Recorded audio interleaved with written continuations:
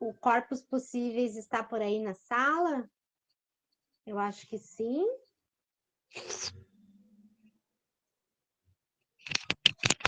Só meu fone aqui. Então, pessoal, boa noite. Alguém diz alguma coisa aí no chat se estão me ouvindo. Você sabe que essa Tá tudo coisa... certo. Tá bom, obrigada. Tá, e o Corpos Possíveis está presente e está gravando já também.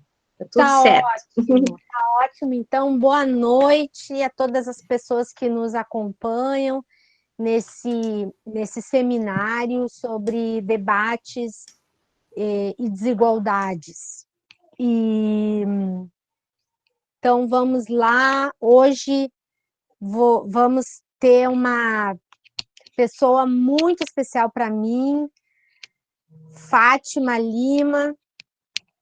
Fátima é professora da Universidade Federal do Rio de Janeiro e vem trabalhando com a pauta LGBTQI+. Fátima, pode ir me corrigindo se eu estiver errada. Hoje, Carlos ia estar aqui também para mediar, uma vez que ele é muito mais... ele está num lugar epistêmico, né, dessa discussão, mas, enfim, vou eu mesmo, que por hora estou heterossexual, sabe, gente? Eu sou uma pessoa bem aberta, assim, por hora. Ano que vem a gente nunca sabe o que vai acontecer, não é mesmo? Então, é isso. Fátima, super, super bem-vinda. Estamos todas a tua... escutando, atentamente escutando você. Olá, boa noite. Estão me ouvindo? Estamos ouvindo, super bem. Então tá bom. Então, boa noite a todos, a todas e todos. É com alegria imensa que eu participo desse encontro. A gente sempre começa, acho que, não sei se qual é o número desse encontro de desigualdade? É o quinto, sexto, quarto? Tenho certeza que todo mundo que passa...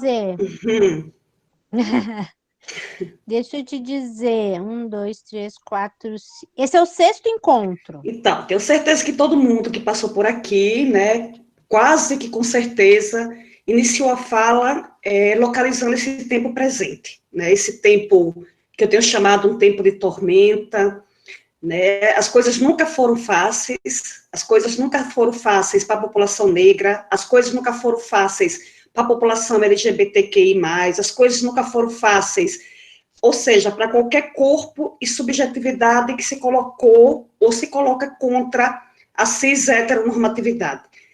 Mas talvez esse tempo está mais difícil do que outros momentos, principalmente, né, no que a gente está chamando desse tempo pandêmico, né, que não é um tempo igual para todo mundo. É um tempo que mostrou, principalmente no Brasil e na América Latina, tornou visível e visível cada vez mais as nossas desigualdades, as nossas assimetrias, a brutalidade e a violência.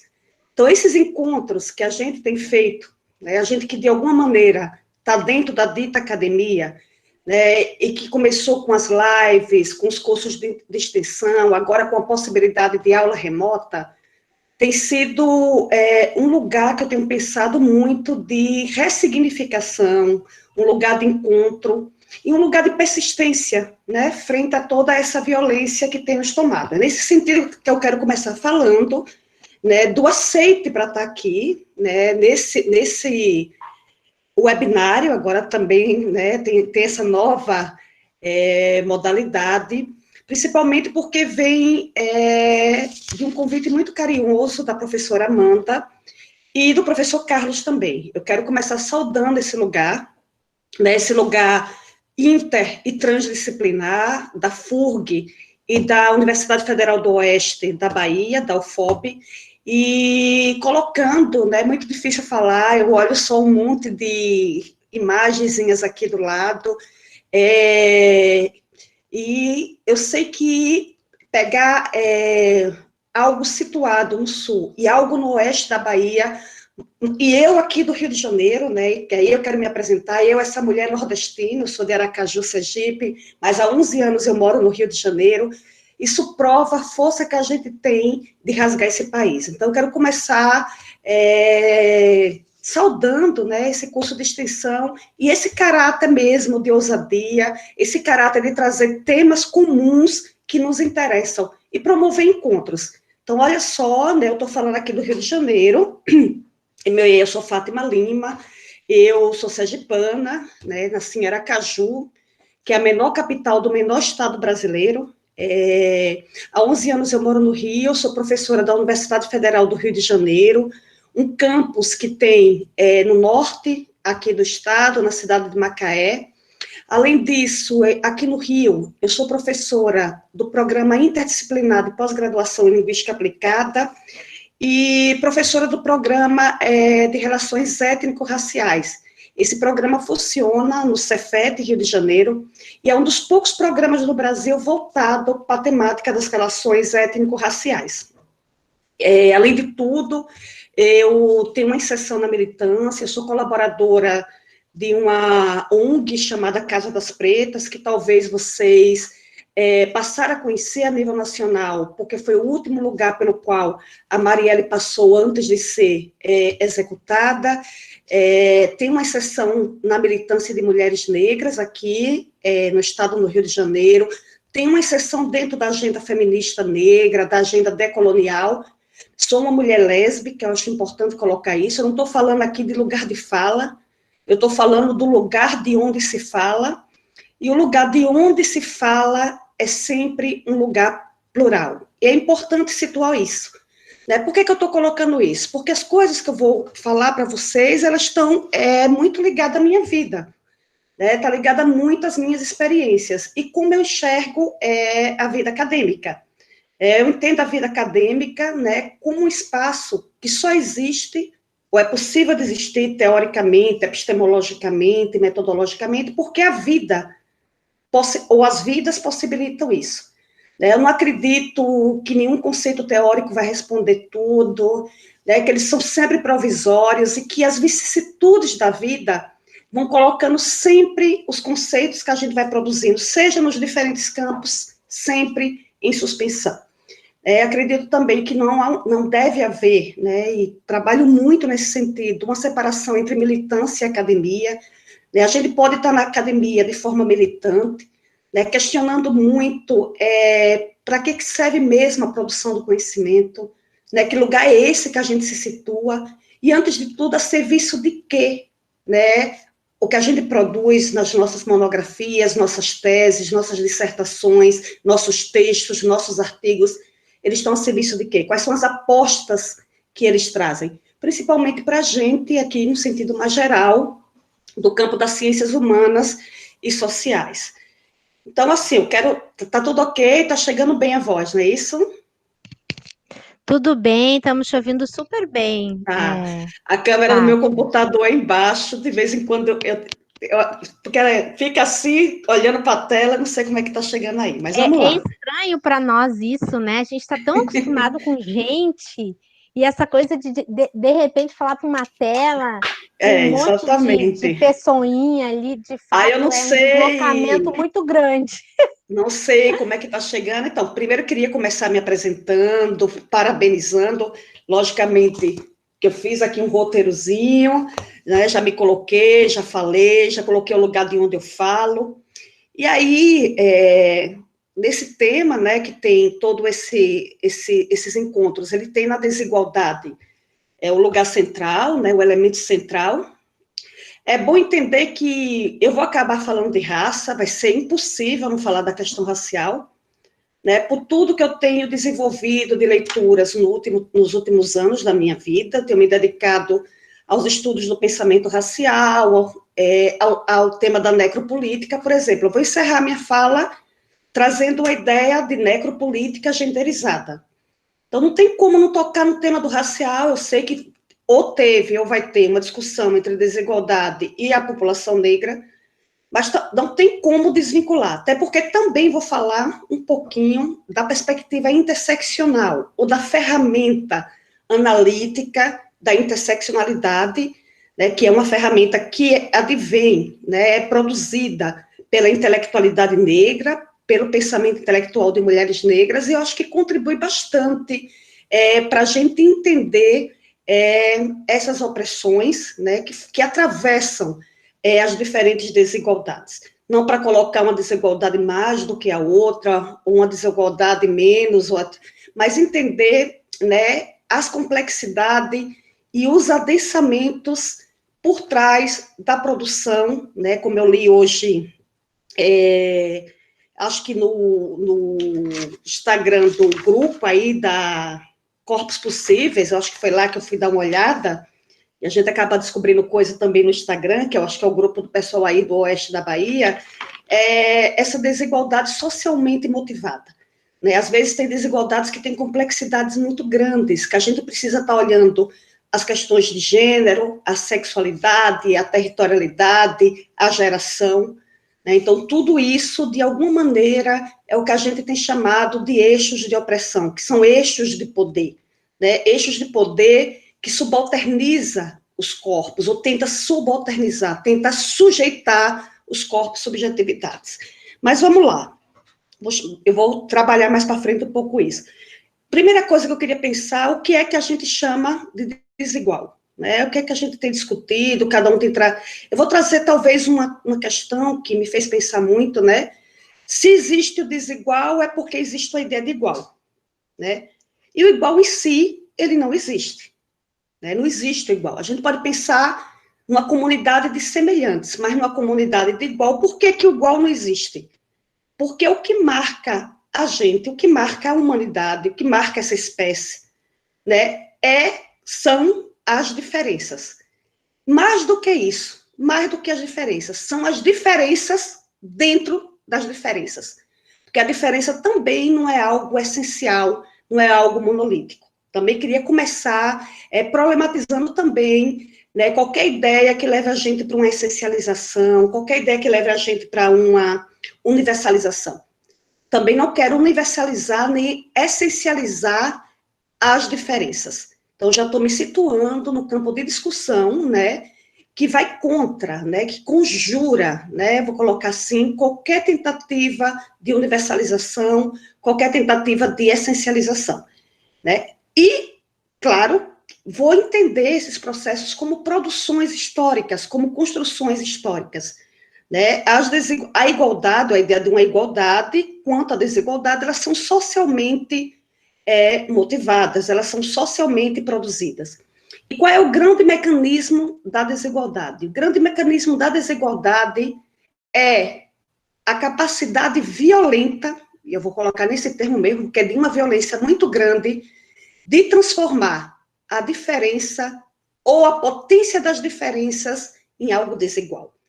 Isso, assim, o tema LGBTQI+, ele é um lugar muito interessante, né, para a gente pensar, a partir do âmbito das produções de gênero, das identidades de gênero e da pluralidade das sexualidades, como é que essa potência das diferenças é colocada, né, o tempo todo no lugar de desigualdade, a partir de mecanismos de extrema violência, em todos os sentidos que a gente pode pensar.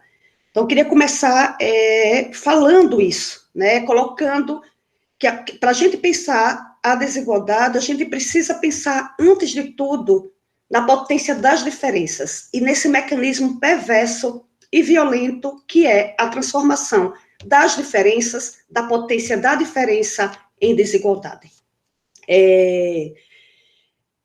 Bom, a produção desse igual, que é outra coisa que eu anotei aqui, né? A ideia de igual ou do semelhante, eu gosto muito mais de usar a comunidade do semelhante, né? É como usa muito a Shirley Baby, que é um autor que eu tenho lido ultimamente, trabalhado bastante, que escreveu Necropolítica, Crítica da Razão Negra. Ela se torna uma comunidade de semelhante, que não é igual, a partir de uma ordem instituída. É preciso se instituir uma ordem e se instituir um modelo, que modelo é esse que se instituiu? Eu vou chamar aqui, como não sou eu só que chamo, mas vou chamar de um cis heteropatriarcado. Repare que eu já estou trabalhando aqui a ideia de cis, com C, né? Mais para frente eu vou falar, né, do ganho que para mim foi a discussão, né, quando as intelectuais e militantes, travestis e transexuais, né, começaram a ganhar força dentro da produção acadêmica e forjaram e disputaram a ideia de cis-normatividade, né, eu tenho sempre adotado muito essa ideia. E aí eu estou trabalhando essa ideia de um cis-heteropatriarcado branco, racista e fóbico. Esse é o modelo que se instituiu, né, no movimento histórico, que tem a ver com toda a história da modernidade, com toda a configuração da família, enfim, toda essa história que vocês aí acompanham. Então, esse modelo, ele vinga, e ele se coloca como ordem, né, e ele regulamenta uma comunidade de semelhantes. É isso que as pensadoras vão falar e vão trabalhar, né? Por exemplo, a Oti Curiel, que é uma pensadora decolonial, vai trabalhar com a ideia de heterossexualidade compulsória. A Adrienne Rich, que é uma pensadora lésbica, também escreveu sobre isso. E hoje eu estava lendo um texto do Leandro Collin, nesse livro aqui, que vocês devem conhecer, né, justamente colocando, a gente vai ler algumas coisas para ativar as ideias, colocando também, né, a heterossexualidade enquanto uma construção. Ela não é uma essência, né, ela é uma norma produzida e construída. É isso que eu acho que é, só que ela se institui como a verdade, né, e esse conjunto dos outros, que não cabem dentro dela, ou que ela não consegue sujeitar por completo, é bom dizer isso, vira esse conjunto dos desiguais, que é, nesse sentido, a população LGBTQI+. Até aqui está tudo bem? Alguém pode dar aí um feedback? Pessoal, essa aula, como vocês já sabem, ela é muito inclusiva e muito aberta. Então, pessoal, podem responder a professora, podem abrir a câmera, tá? Sintam-se super, super acolhidas, acolhidos aqui nesse espaço. Certo, inclusive também perguntando, enfim. Mas o que eu queria começar e me interromper quando quiserem. Oi. Professora, coloca o nome das pensadoras que a senhora trouxe. Adrienne Rich. Adrienne Rich. Inclusive, o texto da Adrienne Rich se chama A Heterossexualidade Compulsória. Sim. Eu acho importante também falar, uma pensadora lésbica importantíssima, tem um apagamento muito grande das intelectuais e das lésbicas, muito grande, né, tanto na academia quanto na militância.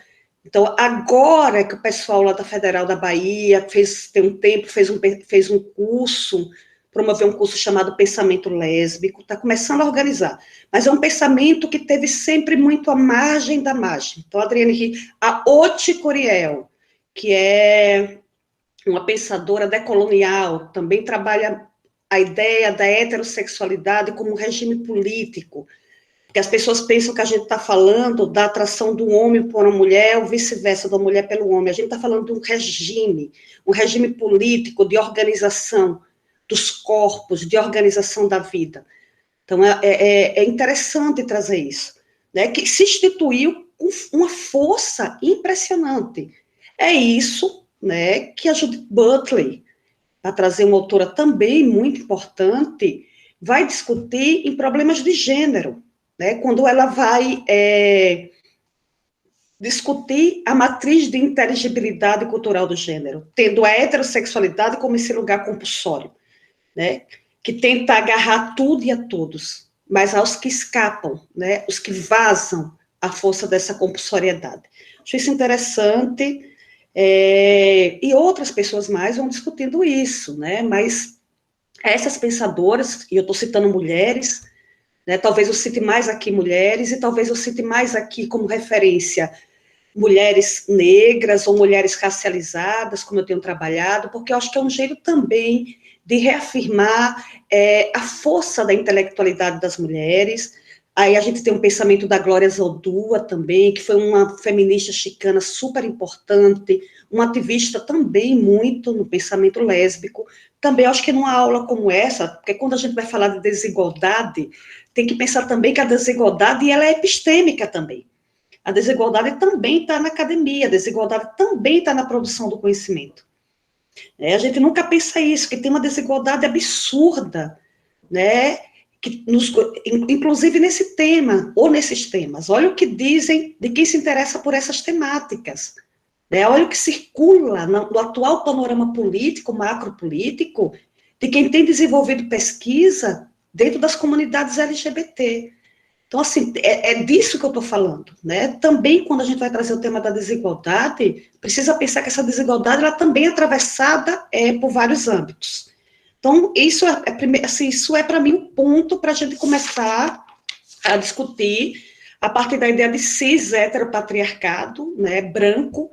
Esse branco aqui é mais do que a cor da pele, branco aqui é um lugar hegemônico de organização do poder, tem a ver com o debate da branquitude, né, essa norma que se instituiu, né, e que organiza muito a sociedade. Outra coisa que eu quero também, que eu trouxe para a gente discutir, compartilhar, é sempre essa sigla, né? Isso cresce, né? Ela parou de crescer tanto, ela botou um mais, que é o LGBTQI+. Né? Cada letra dessa, ele faz uma menção a um processo identitário. Repare que eu não estou chamando de identidade, eu estou chamando de um processo identitário, também outra coisa que eu queria colocar. Esses processos identitários, eles para mim têm sentido politicamente, né? Então, quando faz sentido eu dizer que eu sou lésbica, eu digo. Mas eu sei que as lésbicas não são iguais, né? As lésbicas negras não são iguais. Acho que é importante dizer isso. Mas quando esse enunciado, né, ele pode ser dito, e ele, na hora que diz, ele é capaz de provocar uma fricção, eu digo. Mas quando eu digo, eu não convoco a essência. Repare que eu me apresentei, eu sou lá nordestina, moro aqui, milito, sou mulher negra, tal, sou mulher lésbica. Na hora que eu anuncio isso, né, estou enunciando um processo identitário que não resume a minha vida inteira, e que não é igual a minha colega do lado, não é igual... isso eu queria chamar a atenção de vocês. Que mais uma vez que eu estou insistindo, sair das essencializações, esse movimento que a gente tem, né, que quer capturar a gente o tempo inteiro. Então, tem uma sigla aí grande.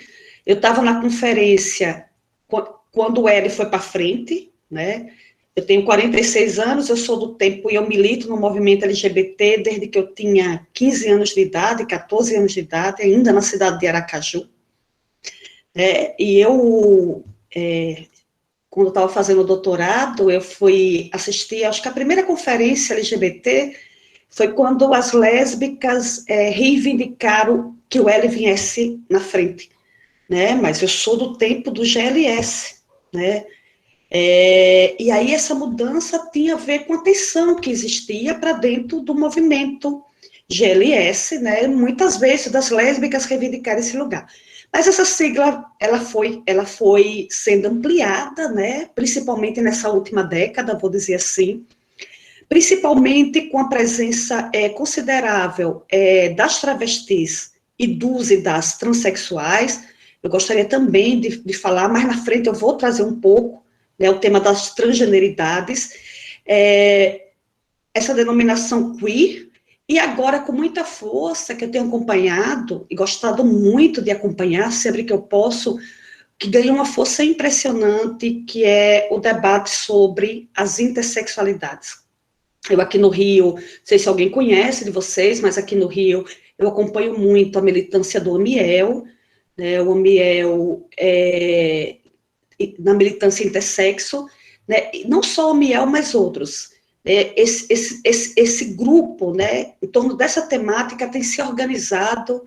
Ultimamente, tem um pouco tempo, eu vi uma live também, inclusive com presença de intersexo da América Latina, de fora do Brasil, e como essa agenda tem crescido. né, uma agenda, eu me lembro, eu fiz doutorado, quando eu fiz doutorado, eu estudei a transexualidade, eu acabei o doutorado em 2010, há 10 anos atrás, e naquele momento, eu me lembro, a gente quase não encontrava a presença ainda dos homens transexuais. Eu me lembro que no campo que eu fiz, né, esse campo foi consideravelmente feito com as mulheres transexuais. E logo depois, um ano ou dois depois, já quando eu estou defendendo os e as transexuais começaram a reivindicar muito esse lugar. Né? Esse movimento, ele cresceu e eu considero ele muito forte. Né? Esse movimento quer sair muito de um lugar de objeto, né, para se tornar protagonista da produção do conhecimento. Isso tem crescido com muita força e eu acompanho muito. Então, essa sigla, ela tem uma complexidade enorme, eu queria chamar a atenção. Né? Então, não dá para falar, né, não dá para essencializar, a gente precisa pensar esses processos como identitários, mas não como uma identidade hegemônica, monolítica, imutável. Eles são processos políticos, né? Eles estão o tempo todo em negociação. Né? É isso que a gente precisa entender. Então, tem uma hora que a gente clama, né, por esse lugar, entendendo sempre que esse lugar é um lugar de reivindicação política, né, de reivindicação de um mundo, né, de um outro mundo possível. Né? Eu também li isso hoje. Eu acho que quando o grupo de vocês tem o nome de Corpos Possíveis, eu até deixei para encerrar minha fala aqui, né, falando que o que a gente disputa é um mundo possível, né, um mundo onde todo mundo, né, possa desfrutar desse mundo do jeito que deseja viver. Eu acho que essa palavra, ela é muito, muito forte também. Outro ponto que eu botei para conversar, que eu vou reforçar, porque eu já comecei um pouco a falar, essa ideia também da heterossexualidade enquanto regime político, moderno, compulsório, ou obrigatório, né? A gente precisa questionar a naturalização dessa norma. Né? A gente naturaliza muitas coisas, a gente essencializa muito. Né? E não é porque a gente está na academia e a gente está acessando leitura que a gente perde ou se livra. Né? Na verdade, eu falaria que a gente precisaria se livrar, né, dessa herança que a gente tem de naturalização das coisas. É um exercício para a vida inteira, esse exercício nosso, de sair desse lugar de naturalizar as coisas. E talvez a grande naturalização que a gente tem a ver com a genitália, né? Tem a ver com essa verdade, né, que a gente tem com a dimensão biológica.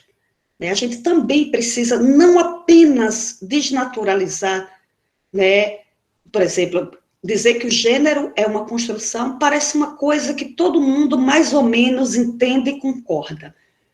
Mas eu falar que também o sexo biológico, ele é construído, né? Uma das frases que mais me marcam, há muito tempo atrás, aqui no Rio, uma parada LGBT, em Copacabana, é justamente um homem trans segurando cartaz escrito, né? Vai ter homem de buceta sim.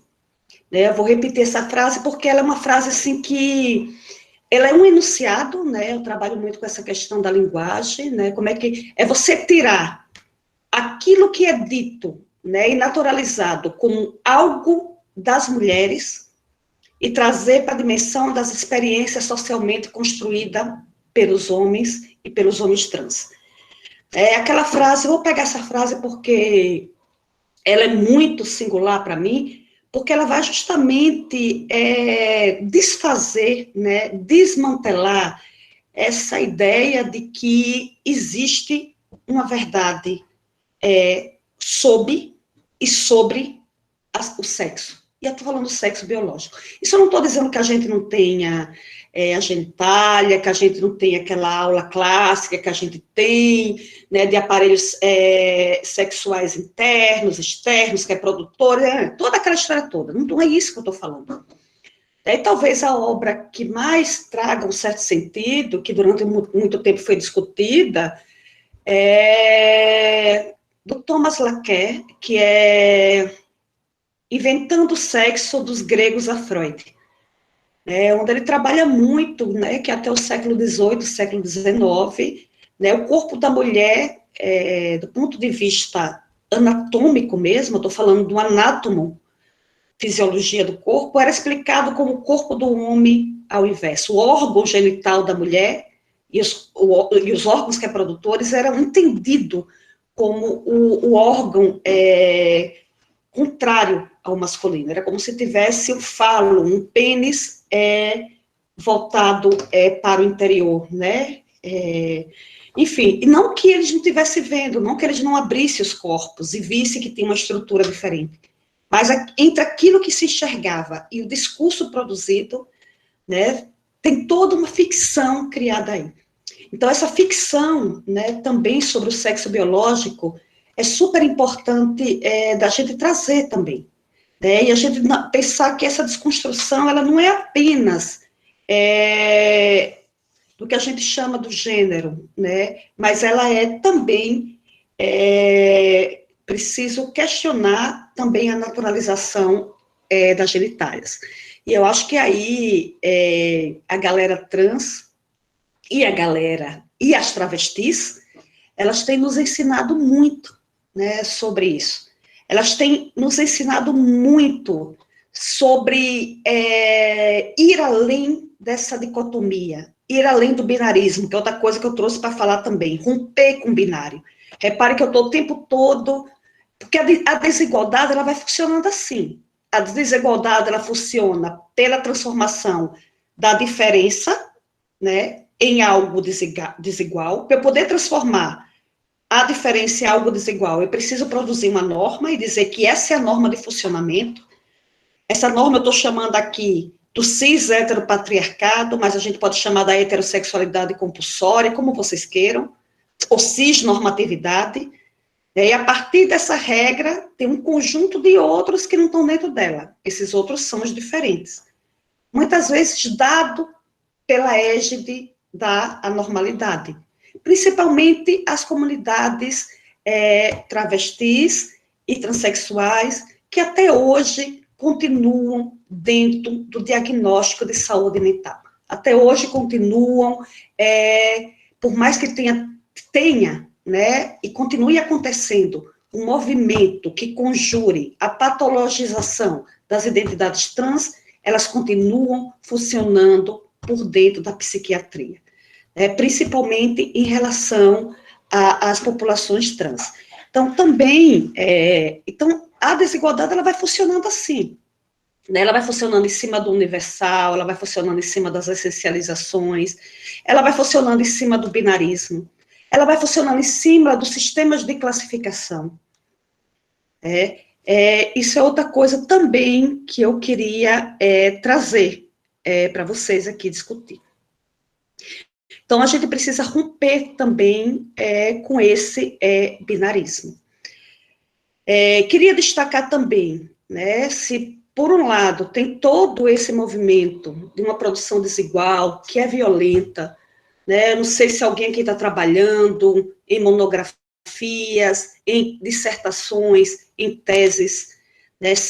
ou artigo, pesquisa sobre isso, né? Mas quando a gente entra dentro do âmbito das narrativas, das pessoas que são atravessadas pelas experiências LGBTQI+, a gente entende a força que né, a força dessa violência, a brutalidade dessa violência, né, que vai desde uma injúria, né, que vai desde a injúria do viadinho, da sapatão, da machona, né, que vai para dentro do âmbito da escola, até chegar no âmbito da família, da casa, ou antes de tudo, começando no âmbito da casa.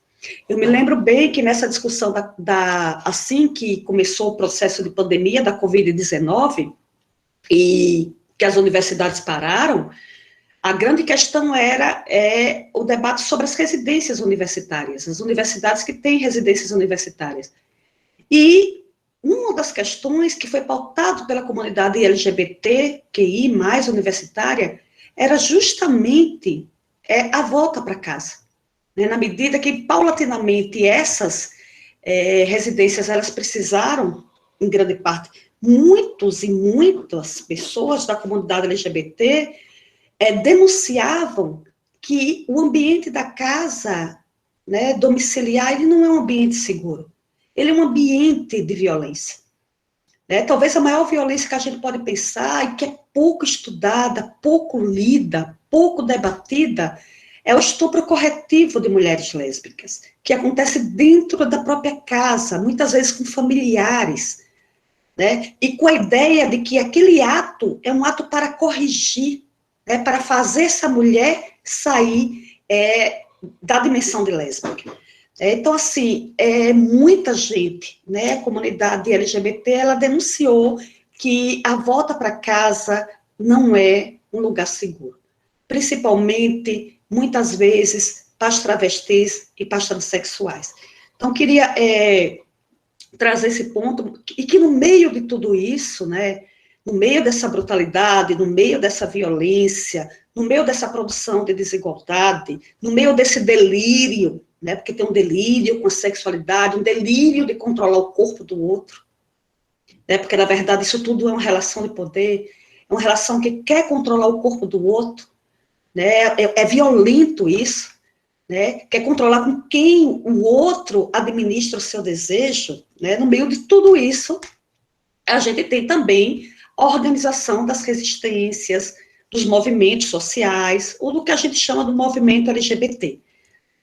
Também não tem como a gente tirar essa dimensão também de organização, essa dimensão de luta, por mais tensões, né, isso tudo seria uma aula, né, só uma aula sobre o movimento LGBT, né, sobre as tensões que o constitui, né, sobre os avanços e sobre o que muito há ainda para se fazer, né, no sentido, por exemplo, acabei de citar aqui, todo o movimento contra a patologização ou o movimento de despatologização das identidades trans, por exemplo, né, entre outros aí. Então, também queria chamar a atenção, né, que paralelo a esse movimento, aos movimentos que reafirmam, né, sociais, que a gente está chamando dessas desigualdades socialmente motivada sobre os corpos LGBTQI+, também os movimentos sociais, eles têm uma longa história de organização e de luta. Outro ponto que eu destaquei aqui para a gente trazer, para conversar também, que eu já trouxe um pouco, né, que é dentro, né, a gente já sabe que essa comunidade, ela não é homogênea, né, sempre como eu digo, não tem uma lésbica igual, né, não tem um gay igual, não tem uma mulher lésbica negra igual. A gente pode traçar e discutir sobre o em comum, eu gosto muito dessa palavra, né, qual é algo em comum, né, é mais do que o comum, né, o que são as coisas em comum que essa experiência, ou ser atravessada por essa possibilidade, faz a gente poder se encontrar numa agenda. Mas nós não somos iguais. Eu acho que o nosso grande desafio é o entendimento disso, é o entendimento da potência das singularidades, onde a gente se encontra e aonde a gente constrói as nossas políticas de aliança, onde a gente constrói as nossas solidariedades, enfim, por aí vai. Então, tenho muito aprendido nesse sentido aí. E dentro desses grupos, né, inclusive, há desigualdades produzidas dentro dele também, né? Também não poderia deixar de falar sobre isso, né? Há desigualdade produzida internamente para dentro de cada grupo, de cada letra dessa, de cada produção identitária dessa. Se eu vou usar de uma lente interseccional, né, e aqui eu vou pegar a interseccionalidade como uma ferramenta, né, como uma lente, né, que ajuda a gente a entender os eixos de opressão, como eles vão se interseccionando, tá? É bom lembrar que essa ideia, ela vem muito do movimento das mulheres negras, muito antes da Kimberly Crenshaw forjar a ideia de interseccionalidade, quase que não saía. A gente tem textos que já trabalhavam esses eixos de opressão. Né? Quais são os eixos de opressão? Né? Ou que a gente chama dos marcadores dinâmicos da diferença. raça, que para mim é estruturante, que eu tenho chamado de espinha dorsal.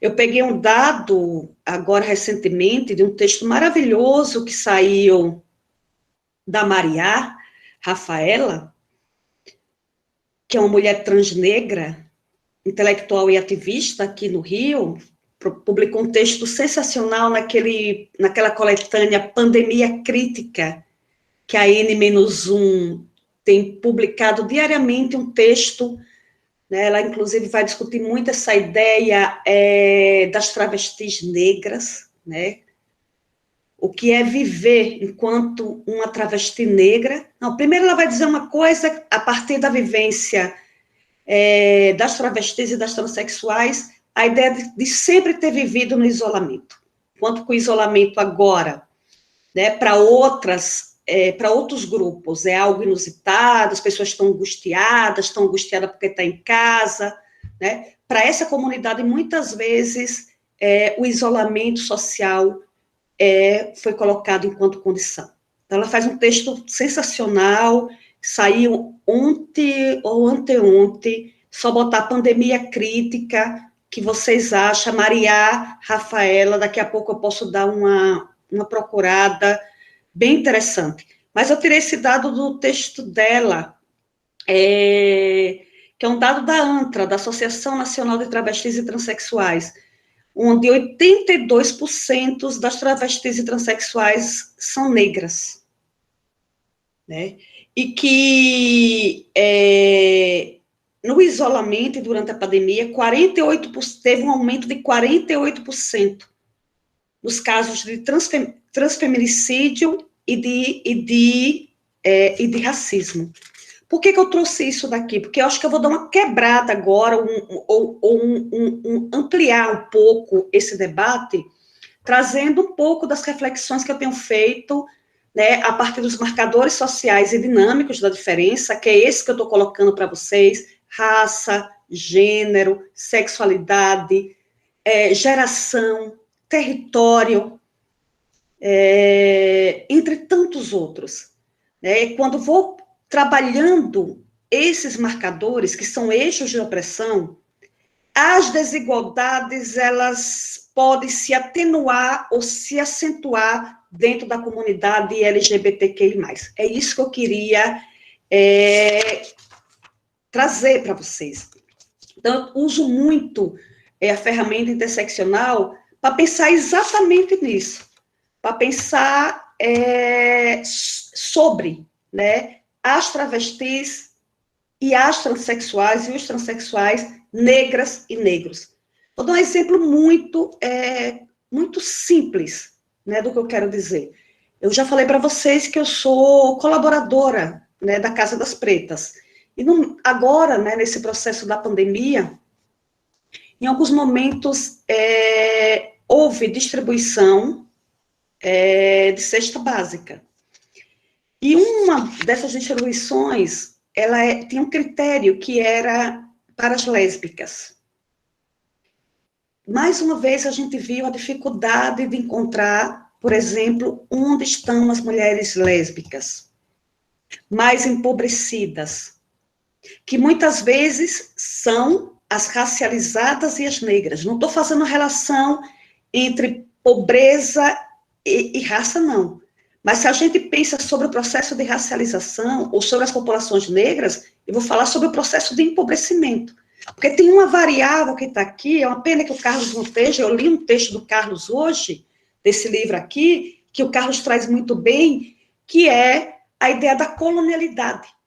Né? Para pensar a comunidade LGBT no Brasil e na América Latina, eu vou precisar, na minha opinião, fazer uso da discussão da colonialidade. Nós somos um país ainda com traços de colonialidade muito forte. E o que é dizer isso? Que nós somos um país com traços de colonialidade muito forte. É que somos um país racista. Né? O racismo nos estrutura. Não tem nenhum problema em dizer isso, não tem nenhuma questão. Né? A gente é um país que o passado ele não foi enterrado devidamente. O passado nos assombra. A gente é um país onde a gente tem uma reencenação colonial o tempo todo, onde o passado se presentifica o tempo todo. Então, para eu olhar para a desigualdade da população LGBT, eu preciso olhar para isso, né? Como é que eu vou falar dessa população? O texto da Mariá traz isso. O texto da Mariá traz as travestis e as transexuais do complexo de favela da Maré. Aquelas que estão bem visíveis aos nossos olhos. Porque os nossos olhos, quando veem as travestis e as transexuais, a gente vê as acadêmicas. As acadêmicas, as que a gente conhece. Mas, para além das acadêmicas, das militantes, que é por onde muitas vezes a gente vai acessando, esse outro conjunto enorme, né? Onde é que elas estão? Então, assim, por isso que a ferramenta interseccional, ela é super potente nesse sentido. Não para dizer que, para fazer ver, é exatamente, eu gosto muito desse verbo, fazer ver, né? Não é desvelar, né? Porque não tem nada para ser desvelado, é fazer ver aquilo que muitas vezes a gente tem dificuldade em ver. A interseccionalidade tem que servir para isso, para fazer ver e dizer os eixos de opressão e onde, muitas vezes, situadamente, ele produz contextos extremamente complexos, extremamente violentos, inclusive para dentro da comunidade LGBT. Não é uma desigualdade só frente à heterossexualidade compulsória, né? Não é uma desigualdade só frente ao cis-heteropatriarcado. É uma desigualdade que é atravessada por tudo isso, e que é impossível, e eu acho que isso é a grande questão, dissociar de raça. Não tem como separar raça e gênero. Todo gênero, ele é atravessado, toda produção de gênero é atravessado pelo racial. E quando eu estou falando do racial aqui, eu não estou falando só de negro.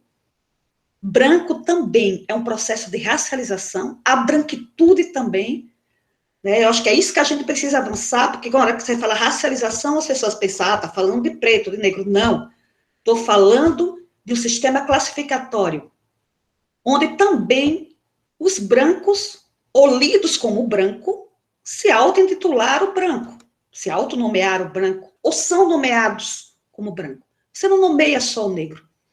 O branco também é nomeado e autonomeado. Também se autonomeia. Então, precisa entender isso, porque isso tem tensões que incidem diretamente na desigualdade. Então, não tem como separar raça de gênero, porque todo racismo, ele é genderizado, e todo gênero, ele é racializado. E aí, as pensadoras ensinaram muito a gente, né? A Lélia Gonzalez tem um texto célebre, chamado Racismo e Sexismo na Cultura Brasileira. Agora, o livro Memórias da Plantação, da Grada Quilomba, tem um capítulo só, chamado Racismo Genderizado. E aí, todas elas, Bell Hooks, Patrícia Hill Collins, Sueli Carneiro, né, todas essas mulheres, de alguma maneira, Audre Lorde, não posso deixar de falar aqui da Audre Lorde, né, que desse lugar de lésbica e negra, ou de negra e lésbica, e mãe, né, Audre Lorde tem textos lindos, né, textos que falam sobre a maternidade da mulher lésbica, né, porque são essas questões que vão fazendo aparecer a diferença, né, a potência das diferenças. E, enfim, então, queria trazer isso, né, que é um ponto para discutir também a força da interseccionalidade, a gente olhar essa comunidade, né, a gente olhar as lésbicas, os gays, né, que são racializados, que são negros e negras, que estão dentro de contextos periféricos, né, o que é viver enquanto uma travesti dentro de uma favela, por exemplo, que experiência é essa, ou como uma lésbica dentro de um contexto de favela, de um contexto de periferia, de um contexto de comunidade.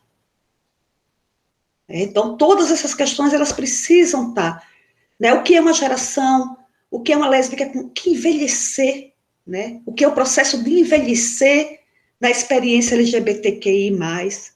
Eu acho que tem muitas coisas aí para a gente discutir, né, a partir desse lugar que é plural, desse lugar que é vivo, né? Esse lugar que coloca sempre os corpos como possíveis, está sempre nos desafiando. Essa sigla ela não vai aumentando à toa, né? O campo da produção de gênero, né, ele vai muito além do masculino e do feminino. Esse campo e da sexualidade nem se fala. Eles vão sempre... eu considero, né, eu tenho falado muito nos últimos anos sobre questão racial. Tem muito tempo que eu não entro assim, numa agenda tão situada sobre a população LGBT. Mas ela tem nos ensinado, ela nos ensina, né, como os nossos conceitos, eles são rapidamente se esgotam nesse campo. Né, porque a dimensão da experiência de vida, né, que tem nos nossos corpos e nos nossos desejos, né, uma potência significativa, eles são capazes de dar uma volta em qualquer conceito. Né, qualquer tentativa que a gente tenha de enquadrar e de classificar, né, desse ponto de vista, muitas vezes é insuficiente. Isso também me torna... me deixa muito... que eu acho que é como a visceralidade da população LGBTQI+, vai respondendo à violência do cis heteropatriarcado, branco, racista e fóbico, como eu já coloquei aqui. Por último, assim, já caminhando, assim, até para poder a gente abrir uma discussão, eu tenho discutido muito, né, essa ideia de necropolítica. Eu escrevi um texto, publiquei, tenho escrito várias coisas, e eu acho que ela ajuda muito a gente a pensar, né, e necropolítica não é apenas o extermínio estatal, ou a ideia da matabilidade da população negra. Claro que, né, a bionecropolítica, ela tem no racial, né, e no racismo o seu motor. Mas ela fala, antes de tudo, né, de uma política de matabilidade, onde muitas vezes ela é atravessada pelas relações de gênero e pela sexualidade. É isso que eu estou chamando de uma bionecropolítica genderizada. Eu escrevi um texto que saiu lá no Cadernos, que se o nome, a revista de lá da Federal da Bahia, né, do grupo do Felipe, esqueci o nome agora, mas justamente onde eu trabalho muito essa questão da bionecropolítica em relação às mulheres lésbicas, principalmente ao extermínio, que é quase invisível, que é apagado, né? Isso o movimento brigou muito, né? Até hoje a gente briga, porque a gente precisa saber quantas lésbicas morrem, ou são exterminadas. Extermínio aqui também não estou falando só do extermínio físico, não, mas ele existe. Estou falando do extermínio subjetivo também, aquele que mata cotidianamente, que mata todo dia. O medo de voltar para casa, o medo de tomar uma surra, o medo de apanhar, o medo de ser agredido na rua, o medo de ser agredido ou agredida dentro de casa. Então, todas essas questões, ela passa pela bionecropolítica. Porque eu só vou poder falar de necropolítica sem entender a colonialidade. Aí volta mais uma vez para a colonialidade. Só vou poder falar de necropolítica sem entender o racismo. Se eu entender o racismo, eu vou entender também que eu preciso falar do sexismo. E que isso tudo tem uma grande engrenagem genderizada que atinge, infelizmente, alguns grupos, alguns corpos e algumas populações, muito mais do que outras. Eu acho que é sobre isso que a bionecropolítica vem falar. Né? Ela vem colocar que essa vulnerabilidade, ela não é igual, ela é desigual mesmo. Como eu disse, o que é viver essa experiência dentro de uma favela, dentro de um lugar com milícia, por exemplo, que diz, ou você anda, se você passar rebolando, eu te mato. O que é rebolar? Né?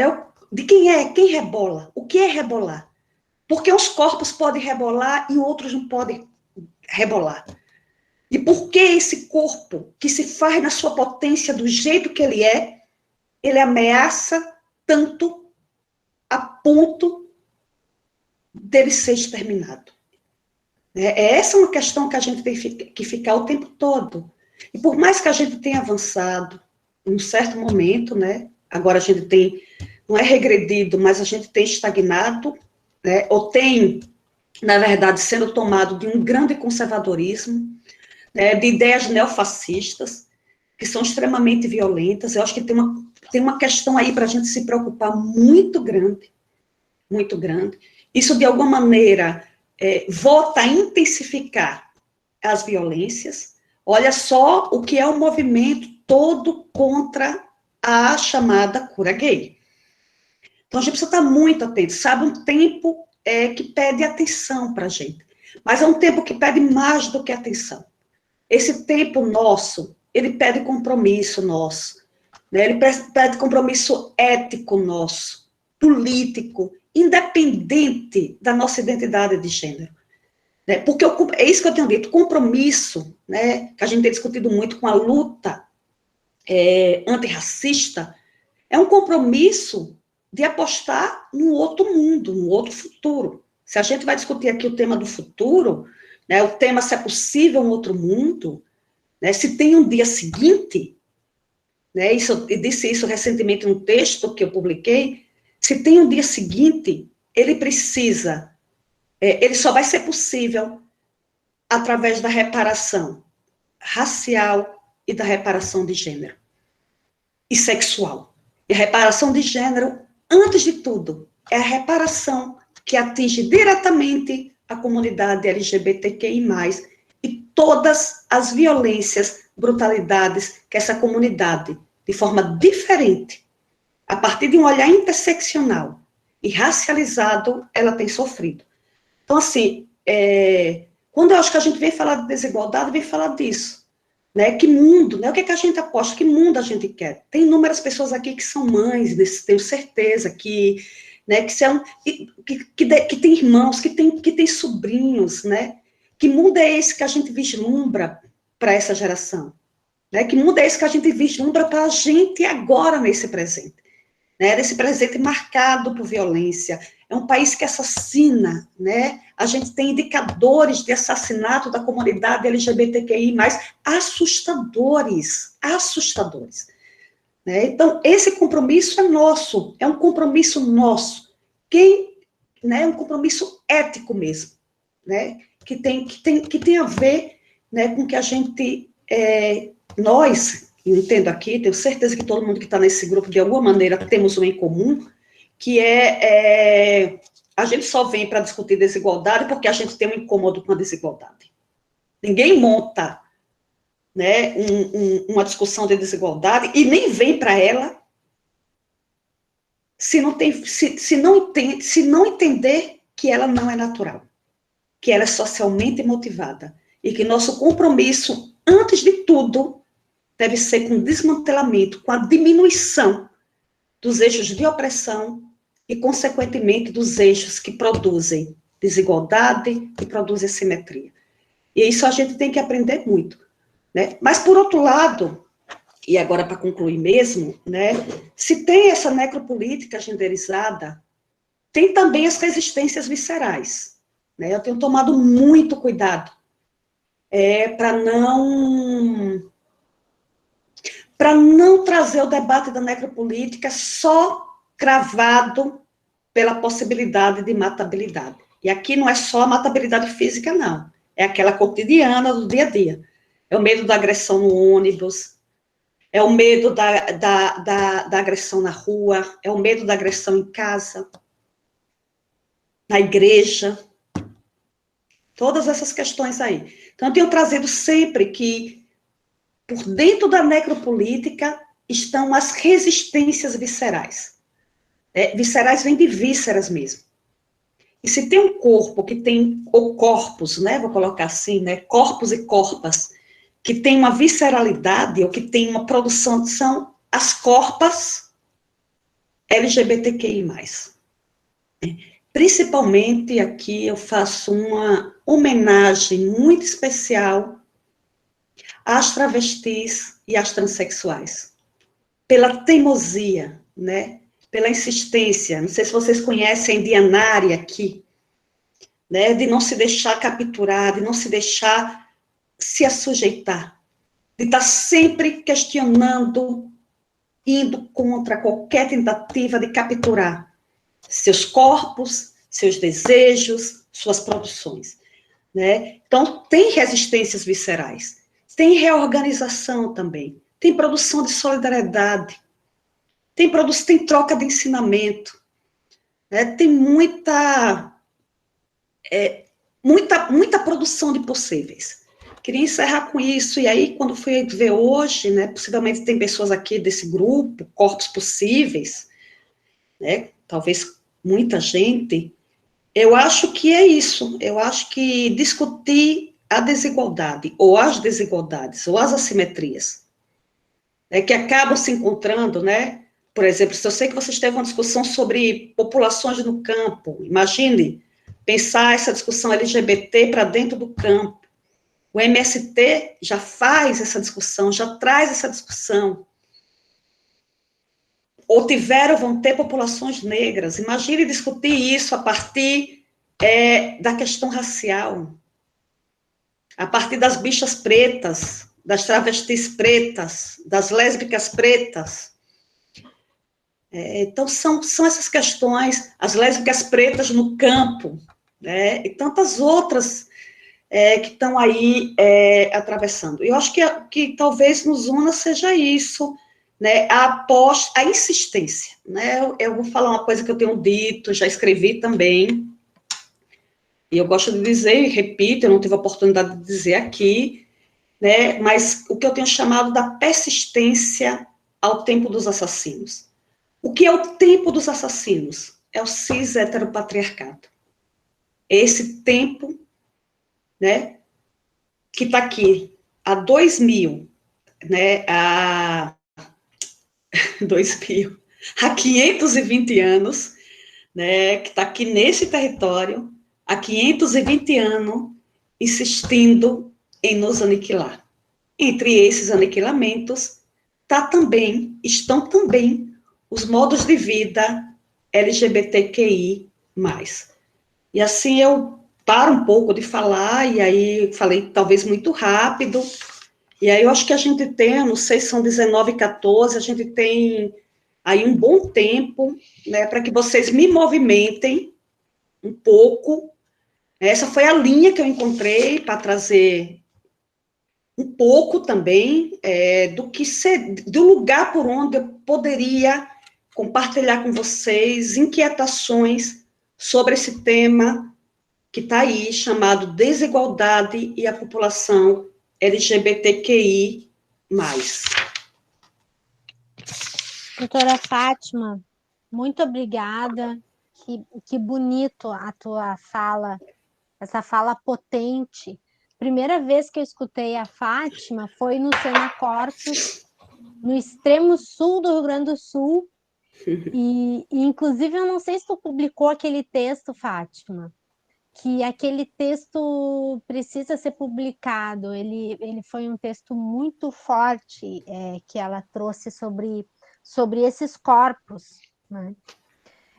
A gente tem algumas perguntas aqui no chat, mas eu vou te fazer uma primeira pergunta, que é uma questão que está batendo muito na minha porta ultimamente, eu tenho achado muito curioso, acho que essa é a palavra. Você falou um pouco do envelhecimento das mulheres lésbicas, da comunidade LGBTQI+, e eu tenho percebido, Fátima, uma coisa bem interessante, de mulheres que se casaram com homens e fizeram tudo certo, né? Abre aspas, fizeram tudo certo, tiveram seus filhos, criaram seus filhos, e tiraram o sapato dos seus maridos, limparam, cozinharam, até que um dia elas chegam e dizem assim, olha, chega, agora eu já criei minhas filhas, já criei meus filhos, já fiz tudo certo, eu cansei e eu gosto de mulher. E aí chega com uma mulher na frente dos filhos e da família. Então eu tenho três pessoas próximas que aconteceu isso e que foi muito interessante, né? E aí uma delas me disse exatamente isso: Amanda, eu já fiz tudo certo, agora eu vou fazer o que eu quero fazer, né? E então essa é uma questão que eu queria que tu falasse um pouco, se já existe algumas pesquisas sobre isso, né? Mas que ao fim e ao cabo é isso. Eu fiz tudo que a sociedade patriarcal me mandou fazer. E aí agora eu estou rompendo com ela, estou rompendo com essa sociedade. Bem interessante. E a gente tem uma pergunta aqui no chat da Brenda Valim, que vai dizer assim, ó, um grande prazer te ouvir, professora. E você falou no início sobre o lugar de fala. Eu sempre... Essa pergunta é bem interessante. Eu sempre tenho muitas dúvidas em relação a isso. Vou fazer minha pergunta a partir de um exemplo. Eu, uma mulher branca, devo lutar contra o racismo e combatê-lo? No entanto, se eu quiser elaborar uma tese sobre o assunto, por exemplo, eu poderia me aprofundar sobre esse tema, mas até que ponto eu devo ir? Ou não seria meu lugar de fala? Te agradeço se puder me esclarecer isso. Então, a gente começa com essas duas questões, Fátima. Tá bom, eu abri o chat aqui, tô vendo a Terezinha, acho que a professora Terezinha Oliveira Santos, que maravilha, tá botando tudo aí, botou Laqué, botou Adriane Rich, que maravilha, já botou o texto da Maria Rafaela. Assim. Eu sou do Corpus Consciente, professora, eu sou líder do Corpus. Ah, tá bom, que maravilha. Junto com o Carlos Henrique. Maravilha, que ótimo. Obrigada. Então, respondendo a primeira pergunta, né, primeiro que não tem o certo nem o errado, né? Tem o que diz que tem aquilo que a norma compulsória tenta nos sujeitar, né, nesse lugar dito de sermos mulheres, que é todo esse conjunto que está aí, dado, né, pela violência da heterossexualidade. E ela é violenta mesmo, né? Ela é violenta em todos os sentidos. Ela é violenta na divisão das tarefas em casa, com as crianças, ela é violenta na escola, mas é uma violência tão cotidiana, tão diária, né? E tão invisível, sabe? Uma nanoviolência, que a gente vai naturalizando muitas coisas, né? Inclusive as relações também não heterossexuais, né? Nas relações também lésbicas, por exemplo, tem muita reprodução de heterossexualidade. E olha a força, que é isso, não é? Primeira coisa que eu acho que a gente tem que se deslocar é porque agora eu estou vivendo uma experiência enquanto mulher lésbica, eu estou fora completamente da heterossexualidade. Não. A heterossexualidade, ela é como eu coloquei, ela é um regime político de organização, cognitivo mesmo, subjetivo, é muito violento, né? E aí, isso que é o certo, o chamado protocolo, né, que é esse compulsório, que está aí nessa questão de casar, de ter filhos, etc. e tal. O que eu tenho percebido, eu não sei se tem, acho que a gente tem que estudar mais, né? Eu não tenho visto muitos trabalhos, mas vou dizer da minha experiência, eu acho que, e tem muito a ver com as últimas décadas, principalmente com a última década,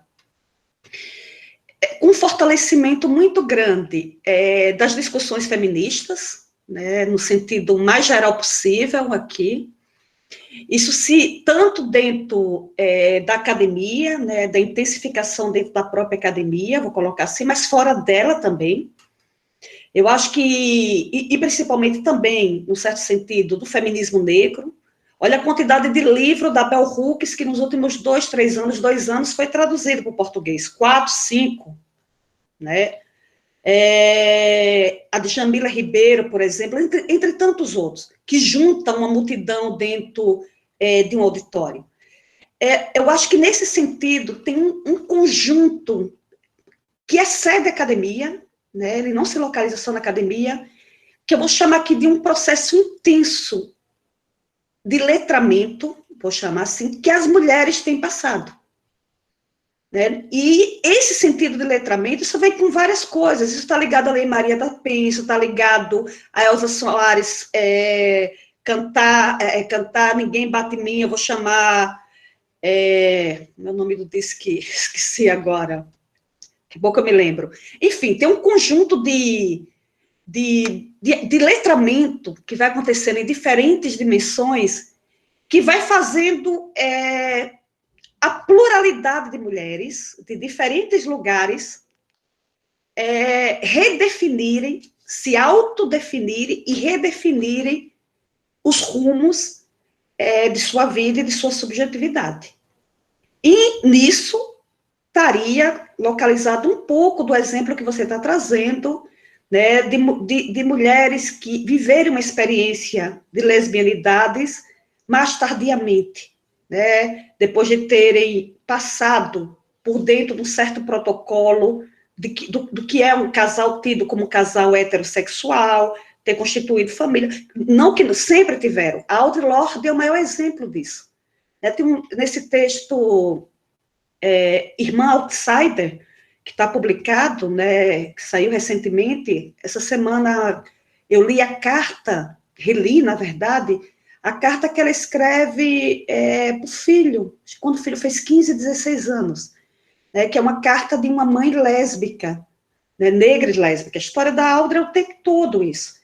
Né, ela primeiro casa, tem uma relação heterossexual, e posteriormente ela se apaixona por uma mulher, ainda casada, né, isso não quer dizer que acabou o casamento dela, mas uma série de crises, né, rompe esse casamento, e ela viveu um tempo, viveu com essa companheira, não sei se até a morte, mas enfim, mas é linda a carta, né, porque ela vai colocando isso, eu acho, não é porque é agora, cara, mas talvez tenha um certo letramento, né, tanto dessas mulheres, né, em relação de não se sujeitarem mais, né, com seus maridos, mas eu estou dizendo, ainda tem muita relação abusiva, tem muita relação ainda violenta, principalmente para nós mulheres, né? Sejamos lésbicas ou não, muita violência sobre os nossos corpos.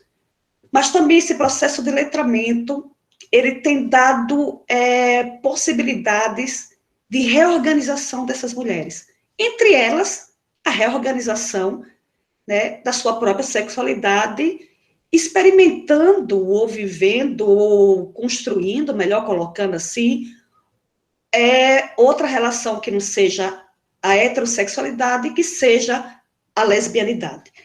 Agora, também acho que precisamos estudar um pouco mais isso. Tanto compreender esse fenômeno mais situado, né, nas narrativas e de trajetórias pessoais dessas mulheres, mas também situá-lo dentro desse contexto que eu não encontrei uma palavra melhor para colocar, a não ser uma intensificação de um letramento, né, que tem a ver com um cenário, inclusive, internacional, de avanços considerável no que tange, né, a vida das mulheres, por exemplo, né, nesse sentido, das vidas das mulheres, ou a vida da população LGBT. Então, isso tudo permite uma reorganização. Acho que é um pouco disso, assim, que tem acontecido. E é próximo de pessoas também, eu também conheço pessoas próximas, e necessariamente vão viver uma experiência de lesbianidade, ou viver a lesbianidade, até porque eu não acho que é isso que está dado, entendeu? Né? Eu não entendo assim, agora é muito a Camila Pitanga, por exemplo, agora é sapatão, não tem para mim isso agora é sapatão.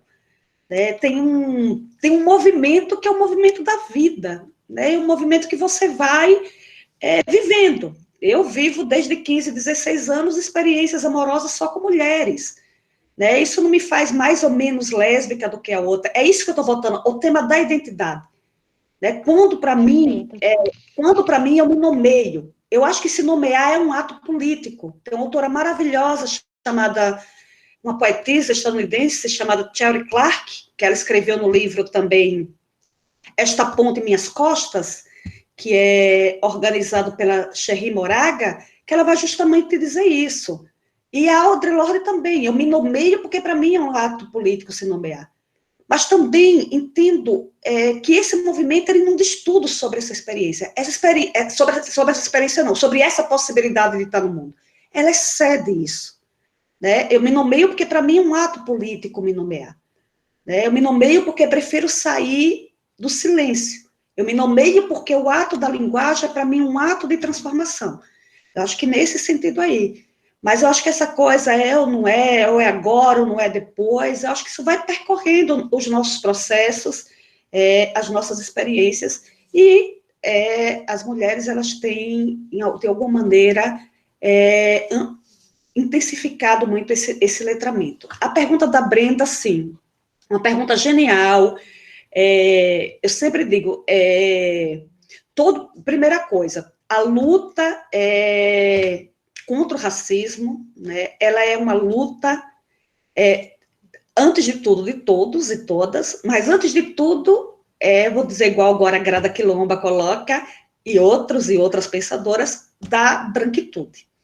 Quem produziu o racismo, né, quem forjou, né, a categoria negro e negra, é a branquitude enquanto diagrama hegemônico de poder. É ela que tem que, antes de tudo, se implicar com essa luta. Essa luta não é da população negra. E outra coisa, o racismo atinge todo mundo. Todos nós somos atingidos. Ele assombra, essa dimensão delirante, essa ideia de delírio, desse grande delírio que a gente vê, assombra todos nós. Então, essa luta é uma luta que é nossa, é de toda a comunidade, mas, antes de tudo, deveria ser da branquitude. Isso é uma coisa. Outra coisa, essa polêmica sobre lugar de fala. Tinha um diagramazinho que circulava muito interessante sobre lugar de fala. Todo mundo fala. Só não fala aquele que não tem nada a dizer, realmente, que não tem nada a dizer. A questão não é se eu posso falar ou se eu não posso falar. Eu acho que a gente faz uma pergunta, a pergunta é uma outra. Né? Muitas vezes, quando eu oferto um curso, vou dar um exemplo concreto, oferto um curso como necropolítica ou pensamento racial, geralmente um estudante não negro, ou não negra, pergunta para mim, eu posso fazer? É como se aquela disciplina ou aquele curso fosse apenas para os estudantes negros. Além de me perguntarem isso, ainda complementam. Eu prometo que vou ficar caladinho ou caladinha. Eu digo, não. Primeiro você não tem que ficar caladinho ou caladinha. Você tem que falar. Você é convocado a falar. Porque isso para mim que é o grande equívoco do lugar de fala. Mas o que eu preciso, isso é uma coisa, mas o que eu preciso prestar atenção, que eu acho que aí é um outro debate, né, que tem a ver com a branquitude, né, e como a branquitude foi se colocando como lugar de referência, que aí eu acho que a grande dificuldade é que a branquitude, no sentido muito geral, não abre mão do lugar de protagonismo. Essa é a grande questão. Não abre mão, e aí tem a ver com a academia. E aí tem a ver com a academia e com fora dela, mas tem a ver com a academia. Com a academia que é branca, né? Ou que se vê como branca, né? E que durante muito tempo se colocou no lugar, né, a grande parte da intelectualidade branca, de ser os grandes ou as grandes protagonistas. O que é que começa a acontecer nessa última década? Né, principalmente com a política de cotas raciais, né, com a reparação, com a política de reparação social, com a presença das travestis e transexuais dentro da universidade, por exemplo. Eu vivi exatamente isso. Quando eu acabei de defender o doutorado, foi num momento muito intenso. Eu gosto de dar um exemplo partindo de mim, porque eu acho interessante. Que as travestis começaram a reivindicar o seu lugar na produção dos seus próprios trabalhos. Naquele momento, eu tive certeza que, primeiro, que eu tinha que sair desse lugar, eu tinha acabado de fazer uma tese de doutorado, eu comecei nos lugares falar sobre isso, só junto com uma travesti, ou com uma transexual, E comecei a entender e perceber esse movimento. A gente não é isso que eu acho que essa comunidade entrou, né? E principalmente os estudantes negros, que começaram muito a pautar. Eu dou aula nesse mestrado que eu falei para vocês, de relações étnico-raciais, e as turmas hegemonicamente são de estudantes negros. Uma coisa eu posso afirmar aqui com toda a convicção: dar aula para uma turma, né? Imagine se entrar numa turma que tem 30 estudantes, 28 são negros e negras. A gente tem que estudar muito, porque tem um letramento racial impressionante. Essa galera já leu Malcolm X, já leu Fanon, elas chegam assim, é isso que eu estou dizendo. E aí a branquidade, ela não suporta, ou não tem suportado, eu estou falando de coisa concreta, né, de briga dentro de departamento, né, de pessoas discutindo que não quer cotas nas pós-graduações, que agora toda a história de preto, toda a história, todas essas histórias. Ninguém quer mudar, que o pensamento do Fanon é anacrônico, eu escuto de tudo. Aí, eu acho que aí tem uma outra coisa, que é esse lugar de protagonismo. Então, Brenda, vou te dizer, você pode falar sempre, você pode aprofundar o tema, mas sempre entendendo que isso é um lugar de poder. E que às vezes a gente precisa abrir mão desse lugar de poder. A grande questão é realmente abrir mão ou sair do lugar do poder que a gente tem. Inclusive o poder de anunciar, né, academicamente, falar, né, teorizar. Então, acho que a questão é muito, olhando assim sua pergunta, que você pergunta, né, vou fazer minha pergunta a partir de um exemplo. Eu, mulher branca, devo lutar? Claro que deve lutar. Na Marcha das Mulheres Negras aqui no Rio, a última que a gente teve, a gente dizia isso. Onde estão as companheiras brancas? Eu acredito sim, política de aliança é possível. Né? Por que as mulheres brancas não vêm para a Marcha das Mulheres Negras? É para vir para a marcha. Agora, se vem para a marcha, quer pegar o microfone, quer falar, quer não sei o quê, não dá para vir para a marcha de um outro lugar? Caminhar junto com as companheiras? É essa que é. A gente sente muita falta. Sentiu falta das mulheres brancas. Eram para as feministas brancas. Eu concordo muito com a Glória Zaldúa. Eu não vou ficar do outro lado da margem do rio apontando o dedo. Acredito na política de aliança. O problema é que para fazer política de aliança, alguns grupos, alguns processos identitários precisam abrir mão do seu lugar de protagonismo. É isso que as pessoas não querem abrir mão. Elas não querem abrir mão do seu lugar de poder. Essa é a questão. E não, se eu não posso falar, eu sou branca, não vou falar, a aula lá sobre pensamento racial, está cheio de estudantes negros, eu vou ficar calada. Não, você tem que falar mesmo. Falar, inclusive, onde muitas vezes somos racistas, onde o racismo não atravessa, onde precisamos enfrentar. Eu acho que essa é a pergunta, né? A pergunta, ela é o contrário, e não colocada, infelizmente, do jeito que ficou, né? Nesse debate de lugar de fala, de lugar de cala, enfim, essas histórias todas. Eu acho que é de um outro jeito, né? Eu acho que quando faz uma pergunta como essa, eu fico pensando, acho que a questão é outra. Por que está me perguntando? Porque se eu posso ir na disciplina? Claro que tem que vir no curso. E não é ficar calada, é participar. A gente construir junto as políticas de aliança.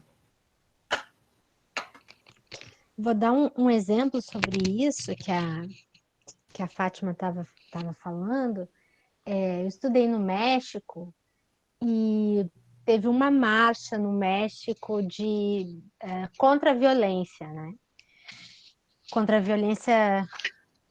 E aí as feministas falaram que os homens são bem-vindos, né? Chamaram os homens para vir junto, mas fizeram uma marca, né? Olha, vocês vão vir atrás de nós, porque, né, essa é uma questão que nos toca.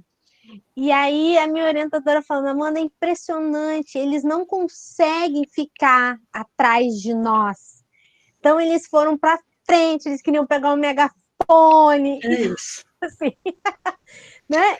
Foi bem interessante essa experiência, que é para ir somar junto. Mas o megafone tinha que estar com as mulheres, porque era uma marcha, né? Então, isso. Foi um tensionamento. Nosso lugar de fala é qualquer lugar, desde que a gente reconheça que o lugar de onde se fala, não é nem o lugar de fala, é sempre um lugar de poder.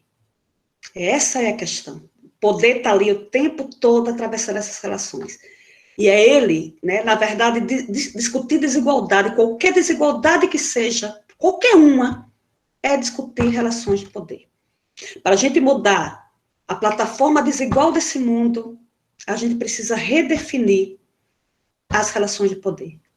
E aí tem várias questões em relação a isso. Mas assim, Brenda, eu incentivo você que produza mesmo isso, né? Enfim, que aprofunde, né? Não só teoricamente, mas na prática, né? Na luta antirracista.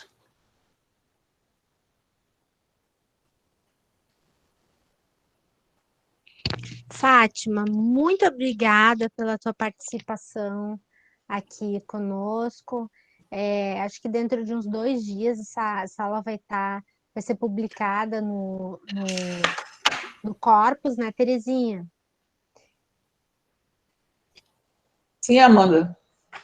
E não sei se temos mais perguntas para Fátima, que está lindíssima, inclusive, loira.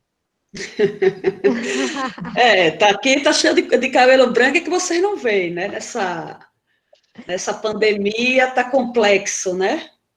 Ah, Fátima, muitíssimo Será que não tem obrigada. ninguém que quer falar aí, dar um alô? Abrir o microfone, né? Verdade, eu também tenho essa sensação. Eu vou fechar o meu. Eu gostaria muito de ouvir, para não ficar com essa sensação de... não sei explicar direito.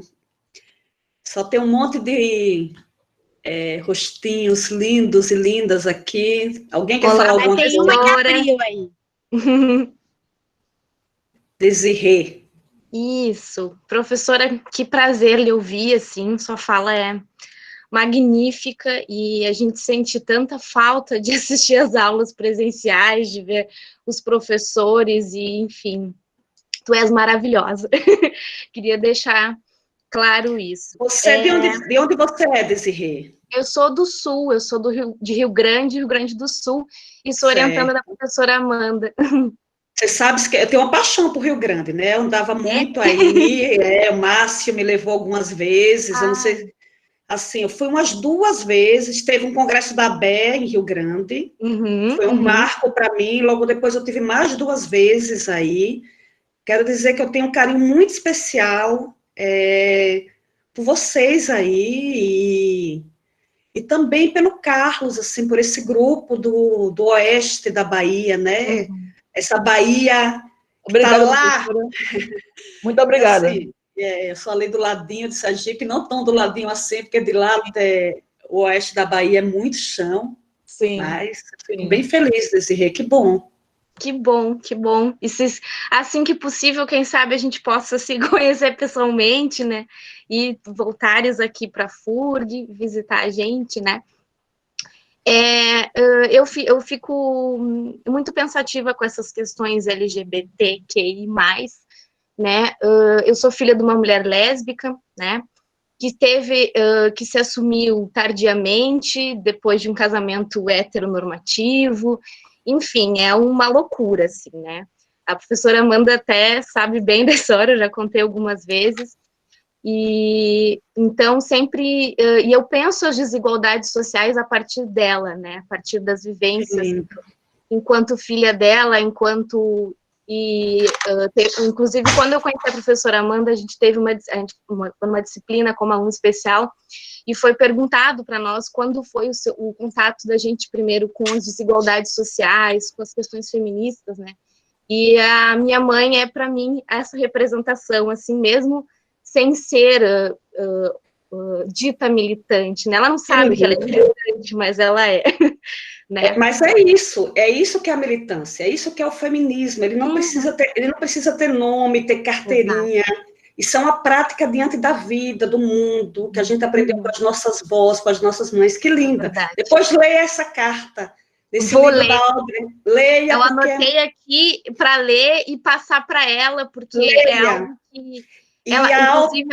Desculpa, você tem irmão homem? Tem irmão homem? Não, eu não tenho irmão. Sou, por parte de mãe, sou única filha mesmo. Porque ela é isso, mais ainda, era um filho homem, ela teve uma menina e um menino, ela escreve para o menino.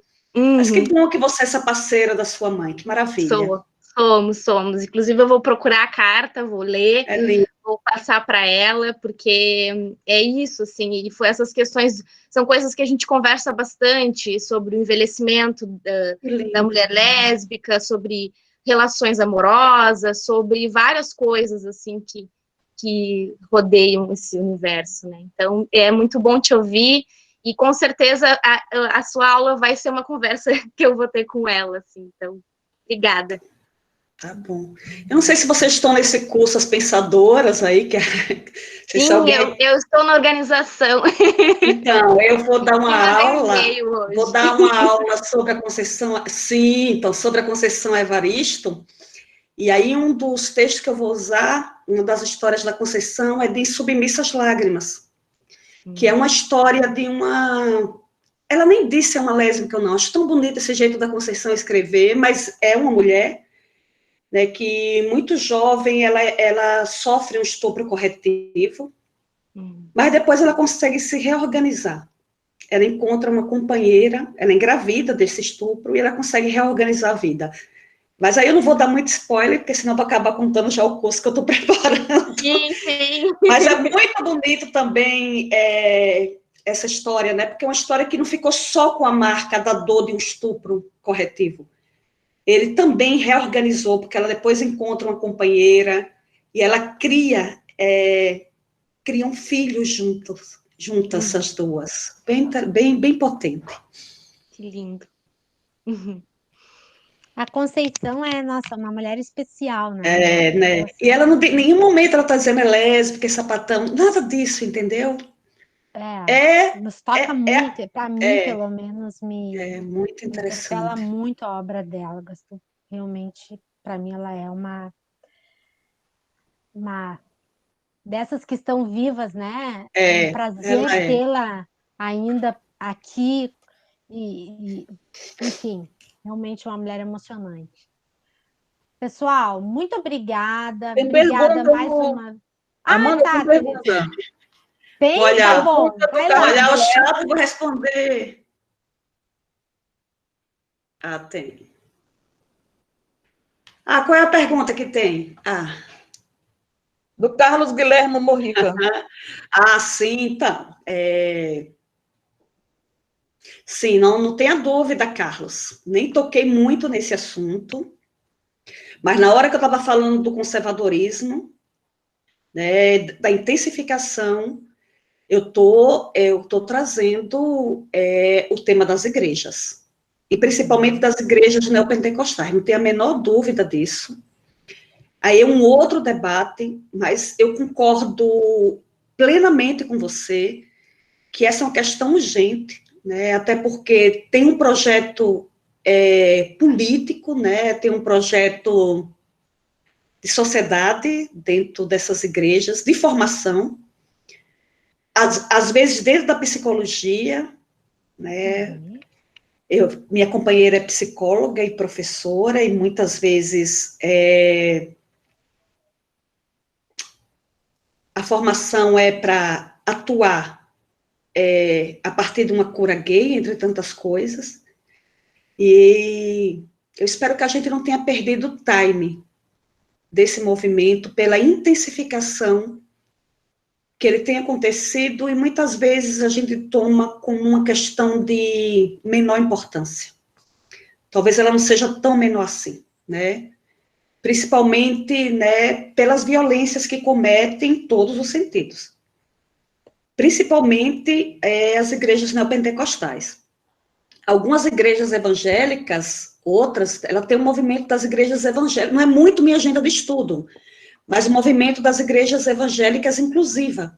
Conheço até algumas pessoas LGBT que não apenas estudam, né, estudaram nas suas teses e dissertações, mas participam, né? Mas o que me assusta mesmo são os grupos ultraconservadores, que vêm com a violência brutal, novamente, em cima dos corpos, das sexualidades e da população LGBTQI+.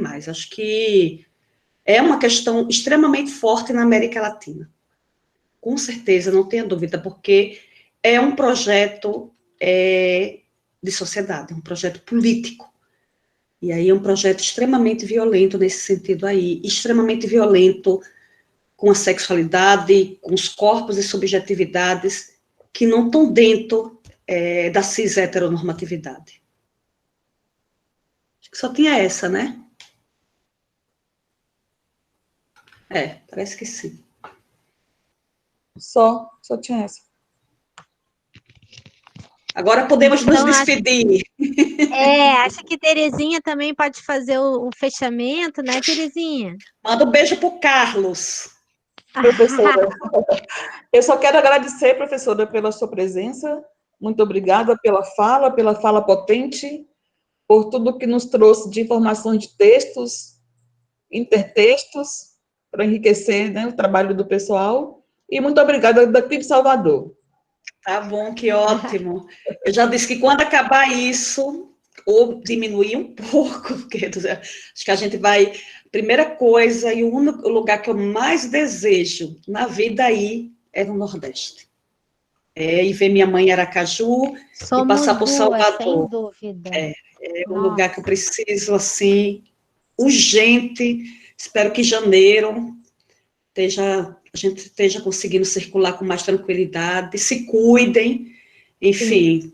E tenho certeza, olha, que a gente já se cruzou muito, não tenho dúvida que a gente vai se cruzar presencialmente ainda, tá? Tudo isso vai passar e a gente vai poder estar junto. Esse meu encontro aí com a Amanda não é de agora, olha só, quanto tempo tem o Cena Corpus, com o Carlos também não é de agora, então também, de alguma maneira, assim, nunca poderia dizer não para um convite desse, porque é um convite, assim, tomado muito pelo respeito, tomado muito por afeto. Muito obrigada, professora. Muito obrigada. Um grande beijo, Fátima, um grande beijo a todas, todos que estão aqui, todos aqui nessa sala. E nós voltamos na segunda-feira com a Fernanda Melchiona, falando sobre desigualdade e trabalho. Opa, população LGBTQI, tá? Sem dúvida. Tá bom, um beijo grande. Beijo, tchau. Tchau para todos, todas e todos. Até a próxima. Até a próxima.